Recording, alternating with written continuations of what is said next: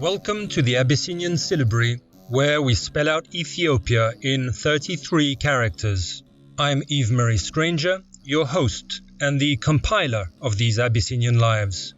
Nota bene, while any resemblance to actual countries, past or present, and to historical figures is not purely coincidental, this is a work of fiction. For a primer on these Ethiopian characters, newcomers may start with the prologue by Manuel de Goes.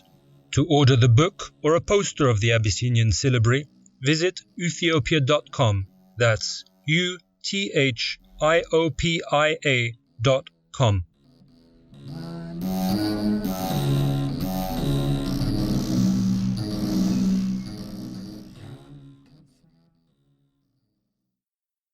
There is a time for everything, the good book imparts to us, underlined Jacob.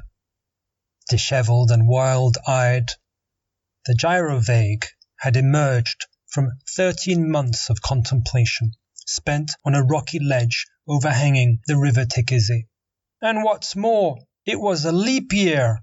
exclaimed Jacob.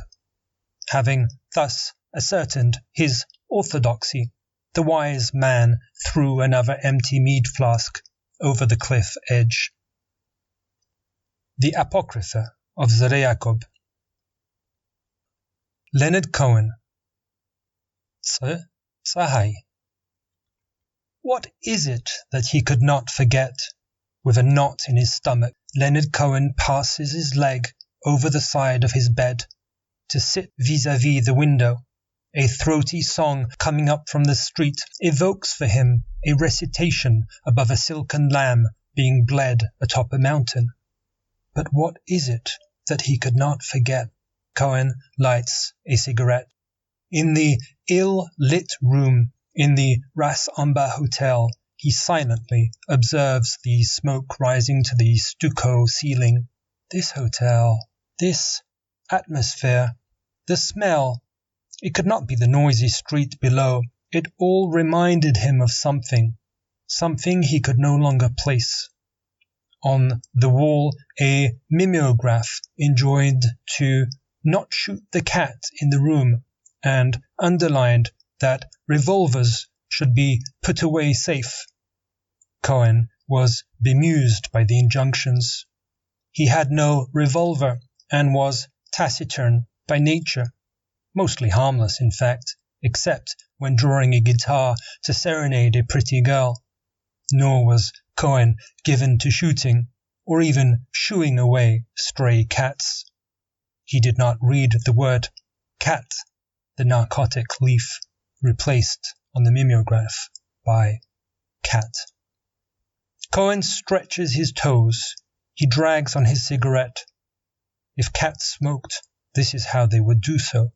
Cohen eyes the jumbled Goes symbols written above the English words, a tangle of beveled rhomboids. He stubs out his cigarette in the bedside ashtray, underneath a lampshade with maroon tassels. He composes himself for the upcoming struggle. He yawns. He arches his back. What is it that he cannot remember, that he forgot?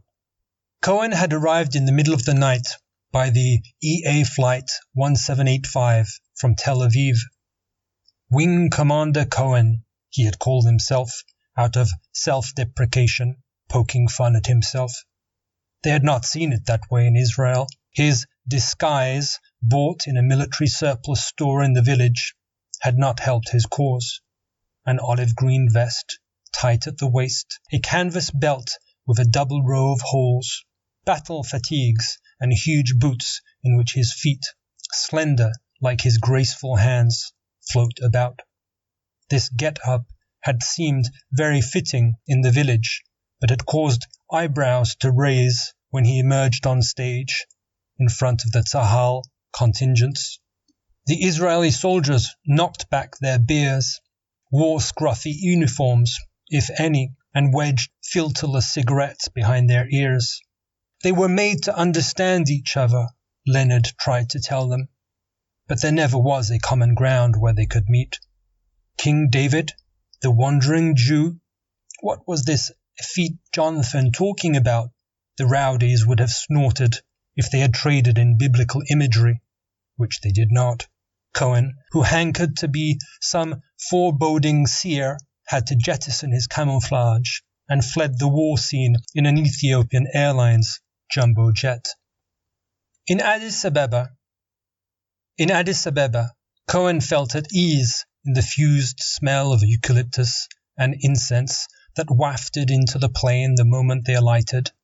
Cohen bought himself a pack of Imperial Nyala from the street vendors in green shorts and waistcoats that sported white buttons sewn on with red thread. After his night in the Ras Amba, Cohen boarded a coach for the medieval town of Gondar. Some kind of African Camelot, he was told. From the fog on the wayside, whole families emerged, draped in grey and white pieces of cotton. The women bore amphora on their backs, last seen on board a Phoenician galley in the port of Byblos. The children observed him with liquid eyes and cultivated a single tuft of hair on their foreheads so that God may pull them up to the heavens if so required.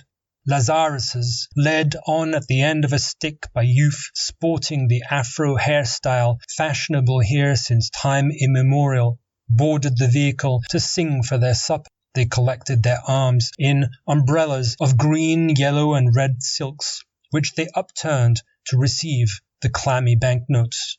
In the precipitous descent into the Nile gorge, Leonard thought he saw an eagle, although he never was quite sure. Perhaps it was a vulture. The moist greenswards of Godjam brought back to him certain waterlogged fields found not far from the St. Laurent in Montreal. Children dove into anna branches that churned with all the silts of Ethiopia.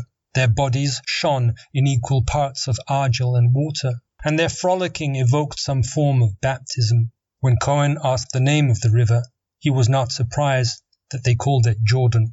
In Gondar, the African Camelot, Cohen sipped on macchiato in the Ethiopia hotel, all mirrored walls and buffered steel.